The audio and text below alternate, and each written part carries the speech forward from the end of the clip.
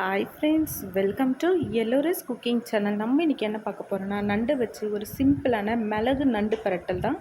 வாங்க என் ஸ்டைலில் எப்படி செய்யுதுன்னு பார்க்கலாம். வானலியை அடுப்பில் வச்சுட்டு 1 ஸ்பூன் அளவு மிளகு, 1 ஸ்பூன் சீரகம், 1 ஸ்பூன் சோம்பு, இது மூணுத்தையும் நல்லா ட்ரை ரோஸ்ட் பண்ணிக்கோங்க. அடுப்பு ஸ்லோ ஃப்ளேம்லேயே இருக்கட்டும். இது கூடவே 2 தேங்காய் பத்தையை குட்டி குட்டியாக நறுக்கி சேர்த்துருக்கேன். அதையும் நல்லா ட்ரை ரோஸ்ட் பண்ணி அப்படியே ஆறட்டும். இது கூடவே மிக்ஸி ஜாரில் ஒரு பெரிய சைஸ் துண்டு இஞ்சி, ஒரு 5-6 பூண்டு பல், ஆற வச்சுருக்கிற அந்த மிளகு சீரகம் மசாலாவை சேர்த்து ஃபைன் பேஸ்ட்டாக அரைச்சி அப்படியே ஊற வச்சுருங்க. வானலியை அடுப்பில் வச்சுட்டு தேவையான அளவு எண்ணெய் விட்டுக்கோங்க. எண்ணெய் காஞ்சதும் 1/4 ஸ்பூன் சீரகம் சேர்த்துக்கோங்க. சீரகம் பொரிஞ்சதும் 2 பச்சை மிளகாய், 1 கொத்து கருவேப்பிலை,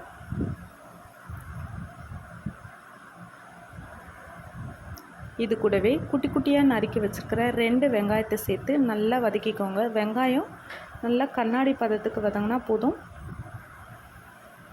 இது கூடவே நண்டு வறுவலுக்கு தேவையான உப்பு சேர்த்து நல்லா பரட்டி விட்டுக்கோங்க. இது கூட 1 ஸ்பூன் மஞ்சள் பொடி, இது எல்லாத்தையும் நல்லா மிக்ஸ் பண்ணிவிட்டு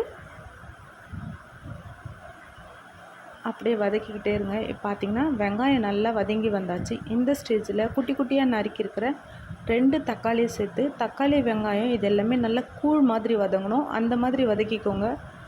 இப்போ பார்த்திங்கன்னா தக்காளி வெங்காயம் நல்லா வதங்கி வந்தாச்சு. இது கூட நம்ம அரைச்சி எடுத்து வச்சுருக்கிற மசாலாவை சேர்த்து நல்லா பரட்டிக்கோங்க. தக்காளி வெங்காயத்தை கூட நல்லா மிக்சிங் ஆகணும்.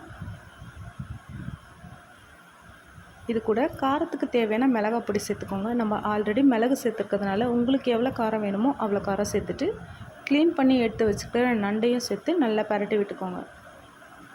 இந்த மசாலா நண்டில் எல்லா இடத்துலையும் படுற மாதிரி நல்லா பரட்டிட்டு நண்டு வேகிறதுக்கு 1 டம்ளர் அளவு தண்ணி போதும். இந்த மாதிரி நல்லா பரட்டிக்கோங்க.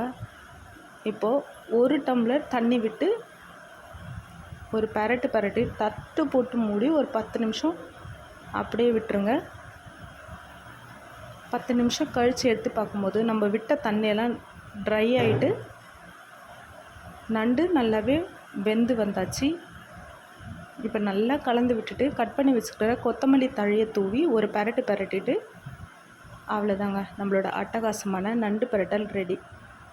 அப்புறம் நீங்கள் சர்வ் பண்ண வேண்டியதான். சேனல் பிடிச்சிருந்தால் லைக் பண்ணுங்கள், ஷேர் பண்ணுங்கள், கமெண்ட் பண்ணுங்கள், சப்ஸ்கிரைப் பண்ண மறந்துடாதீங்க. தேங்க்யூ.